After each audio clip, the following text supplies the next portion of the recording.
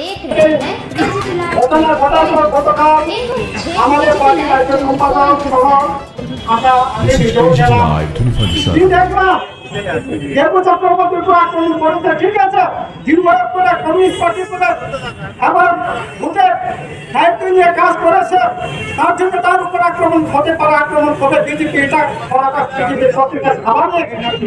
কিন্তু দেব চক্রবর্তীর বাবা ৭০-৭২ বছর বয়স, শঙ্কর চক্রবর্তী কোন রাজনীতি করেন না, তিনি পুরোহিত, তিনি জপন করেন ট্রাইবেল এলাকার, নন ট্রাইবেল এলাকায় লক্ষ্মী পূজা থেকে আরম্ভ করে বিভিন্ন শনি পূজা থেকে আরম্ভ করে লক্ষ্মী পূজা থেকে বিভিন্ন পূজা পার্বণে জপন করে জীবিকা নির্বাহ করেন।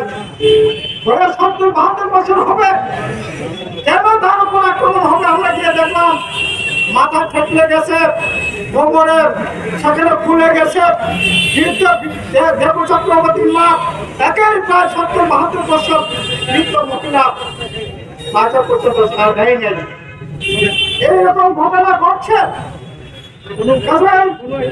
এই যে ভয়ঙ্কর অবস্থা গোটা রাজ্যের মধ্যে, এখন যারা নেশাকারী, যারা সন্ত্রাসী, যারা আক্রমণকারী, যারা দুর্বৃত্ত, তারা এখন মনে করে এই সরকারটা আমাদের, তারা মনে করে সরকারটা আমাদের, আমরা যা খুশি তা করবো, সরকার আমাদের কিছু করবে না, মনে করে সরকার আমাদেরই সরকার।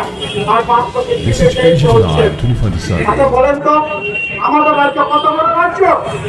এটা কত কিছুদিন আগে যার রিপোর্ট বেরিয়েছে, ওই উত্তরপ্রদেশে কত লোক সংখ্যা, প্রায় ২০-২১ কোটি লোক সংখ্যা, পশ্চিমবাংলায় ১২ কোটি লোক সংখ্যা, গোটা দেশের মধ্যে ক্রাইম রিপোর্টে জনসংখ্যার হারে যদি বিচার করে ত্রিপুরা হচ্ছে ১ নাম্বার। গোটা ভারতবর্ষে ওই ক্রাইম রিপোর্ট সেখানে হচ্ছে আমাদের ত্রিপুরায় ৫৫ স্থানে ৫ নম্বরে।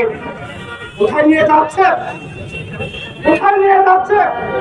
ওই নেশার যে দূরত্ব গোটা দেশের মধ্যে ৩৬ জনের পর আমাদের রাজ্য হচ্ছে ২ নম্বরে। এরকম তো হওয়ার কথা ছিল না। নেশার বিরোধী কথা বলেছেন, এত কিছু বলার পর এই ভয়ঙ্কর পরিস্থিতি কেন না হবে? এরকম তো নয়। এখন এগুলি করবার পিছনে কি কারণ থাকতে পারে? আরে ভোটে তো জিতেছে, গোটা দেশের মধ্যে এই পশ্চিম ত্রিপুরা লোকসভা কেন্দ্র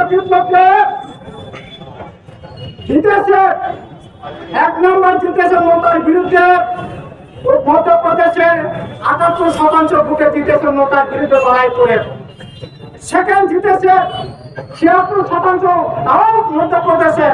আর ত্রিপুরায় গোটা দেশের মধ্যে ত্রিপুরায় জিতলে ৭৩% ভোট পেয়ে সেখানে ৩ নম্বর দ্বিতীয় স্থান অধিকার করেছে। ১৯৫২ সালের পর দশরথদেবের চাইতে, বীরেন দত্তের চাইতে জনপ্রিয় ছিল কোনদিন বিপ্লব।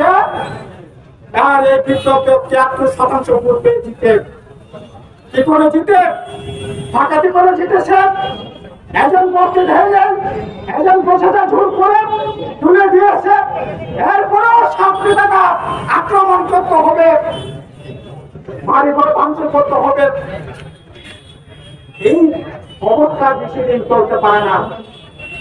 একদিকে এই ঝুলুম নাচ চলছে, আবার অপর দিকে ঠকায় নাচ চলছে, সম্পদের রাজত্ব চলছে। ওই এডিসি এলাকায় একই অবস্থা দেখছে, সেখানেও ওই আপনার কিশোর দেববর্মা এই ঠকবাজিদের দল। এমন কোনো দিন নাই যেদিন কোনো না কোনো প্রান্তে আক্রমণ হচ্ছে না। বিজেপি আক্রমণ হচ্ছে, মাথায় আক্রমণ হচ্ছে, মাথার বিজেপি আক্রমণ হচ্ছে, সিপিএম এর উপর আক্রমণ করছে। আর এদেশে এলাকার রাজ্যটাকে সরকার বানিয়ে ছাড়ছে।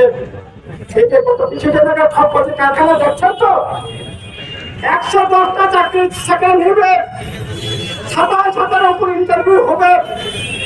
কি করে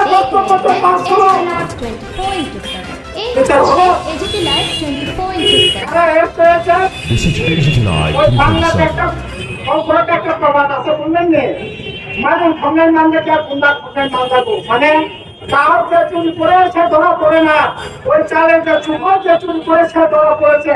আমি তো মনে করি যে সুফল যে চুরি করেছে না, সুফল যে পাহারা দিয়ে এসেছে ধরা পড়েছে। নিরকার দুটা ছেলে ধরা পড়েছে। নাগর পদের করবার তাদের দরবার সাহস এই রাজ্যে এই ঠকবাজের এই জুলুমবাজি সরকারি মিলে। আর এখন নতুন করে আর একটা কমিটি করেছে, রিক্রুটমেন্ট কমিটি। শুনলাম এই রিক্রুটমেন্ট কমিটি যারা তাদের নিয়ে করছে, এই রিক্রুটমেন্ট কমিটিতে যারা কোচিং চালায়, ওই কোচিং এ লেখাপড়া করছে, কোচিং নিচ্ছে, যে কোচিং চালায় সে হচ্ছে রিক্রুটমেন্ট বোর্ডের মেম্বার। এখন ওই রিক্রুটমেন্টের যে কোচিং চালায় যারা পরীক্ষা দিবে, যারা আপনার 110টা পোস্টে যারা পরীক্ষা দিবে, তারা ওই রিক্রুটমেন্ট বোর্ডের কোচিং সাথে লেখাপড়া করছে।